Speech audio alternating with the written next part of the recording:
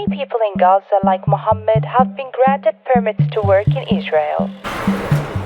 After a bloody May of 2021, when Hamas launched 5,000 rockets at Israelis and Israel aggressively retaliated with airstrikes, a short-lived ceasefire went into effect. There were new hopes for peace with a new Bennett-Lapid coalition government in Israel and a new goal of 20,000 work permits for Gazans to cross the border each day into Israel to feed their families and stimulate the Gazan economy. The permits, which analysts say bring around $2 million a day into Gaza's economy, the first time people from Gaza were allowed to work in Israel since Hamas took power in 2007.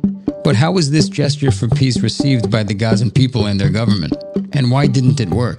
Israelis woke up today to find their worst nightmares had come true in the form of a massive surprise attack by Palestinians. In this episode of Tribe Journal, we will take a closer look at the price to pay for peace.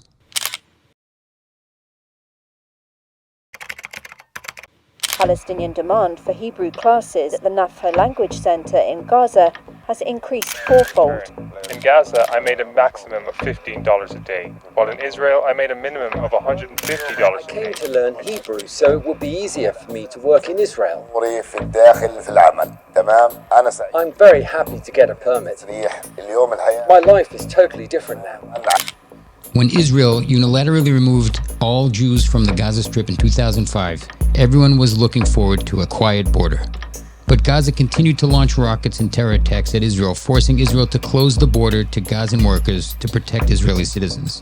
The border, which Gazans enjoyed 500,000 crossings into Israel in the month prior to the disengagement from Gaza, showed little to no activity for the 15 years that followed, until Israel changed its policy just 4 years ago.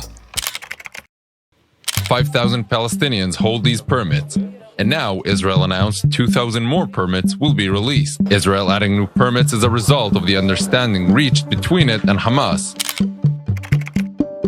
Hamas is still launching rockets at Israeli cities, and the group is no longer making good on promises. Israeli leaders used this lull in violence from Gaza, achieved also thanks to Egyptian pressure, to expand economic relief for the Strip. The Hamas-run Labour Ministry in Gaza says it has received 100,000 applications for permits since March. Israeli Prime Minister Yair Lapid said the number of permits might soon go up from the current 15,000 to 20,000. The concept was simple. If Hamas had something to lose, they'd be deterred from attacking Israel. Israeli officials say the permits have forced Gaza's rulers in Hamas to face a choice between maintaining their fundamental opposition to Israel and allowing Palestinians access to well-paying jobs. But not everyone agreed with this logic. Colonel Grisha Yakubovich served as acting mayor of Gaza in 1994 and was the director of the civil department at the branch of the IDF which was responsible for coordination of government activities in the territories, aka Kogat, until 2016. He was personally involved as a liaison between Israel and the Palestinians, and since his retirement in 2016, he entered the corporate side of things and serves as a consultant to corporations throughout the region. The moment you reach a ceasefire with them, it's legitimacy. And the moment you negotiate with mediators, it's also legitimacy. And after each round of escalation, when you give something, it means you're squeezable. So they kidnapped Shalit, you released prisoners. Round of escalation, we gave them more water, more, trucks to Kerem Shalom, etc., etc. After May 2021, this huge round of escalation, we authorized workers to work in Israel. I never imagined that was the reward. You wouldn't have done that? No, never, ever. That was the biggest reward ever.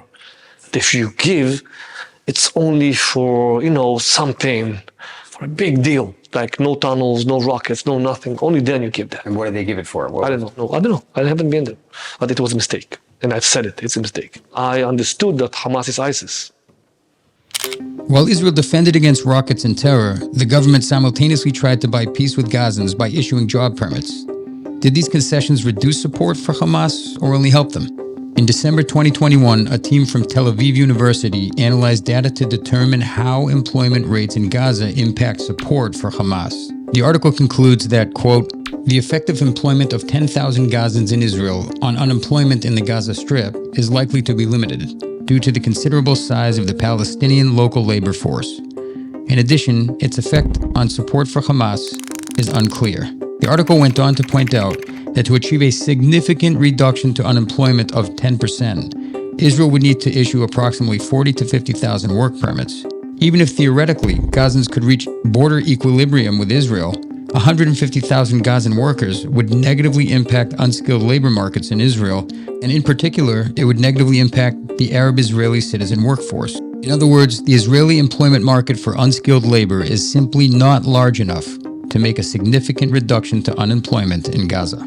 But even if Israel could solve all of Gaza's problems, Hamas continuously spins any gesture from Israel to the Gazan people as a victory. إعلان الاحتلال عن فتح جزئي لمعبر بيت حانون بعد إغلاقه لأيام طويلة يؤكد أن الاحتلال يستخدم المعابر في سياسة العقاب الجماعي ضد شعبنا الفلسطيني.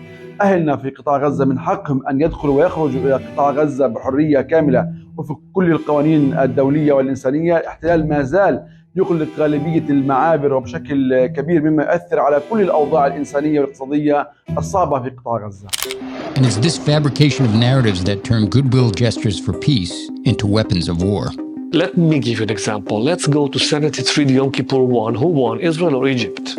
The Egyptians apparently have taken control of at least a portion of the east bank of the Suez. Diane says it would take several days to drive them out of there, attributing the initial Egyptian successes to the thin line of Israeli defenses in that area.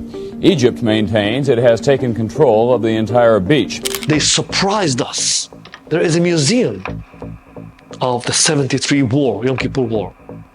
Yes, eventually we eliminated them. But on their calendar, there is this celebration, the day of October 6th. And who won? Egypt. So what does it really matter what we think? What does it matter what really happened after October 7th? It will be on the Palestinian calendar. For generations, they succeeded to conquer, they succeeded to kill, to butcher, to rape. They actually conquered kibbutzim in Israel for 8 and 10 hours. Hamas, small tiny Hamas. It's a defeat. It's in the eyes of the beholder. It doesn't matter what will happen after. You know, in Palestinian history and legacy, there's the picture of Yasser Arafat, and there's supposed to be another picture of Abu Mazen. They will throw Abbas to the garbage of history, and the second picture will be Yahya Sinwar. Our people in the West Bank, the battle in the next stage is your battle. The West Bank is the main battle area. The hero, the muqawama, the resistance, and we need to make sure that we do whatever we can do to eliminate this defeat. At Tribe Journal, we strive to tell the untold. You can find incredible stories like this one and the full 2-hour deep dive with Colonel Yakubovich on tribejournal.org.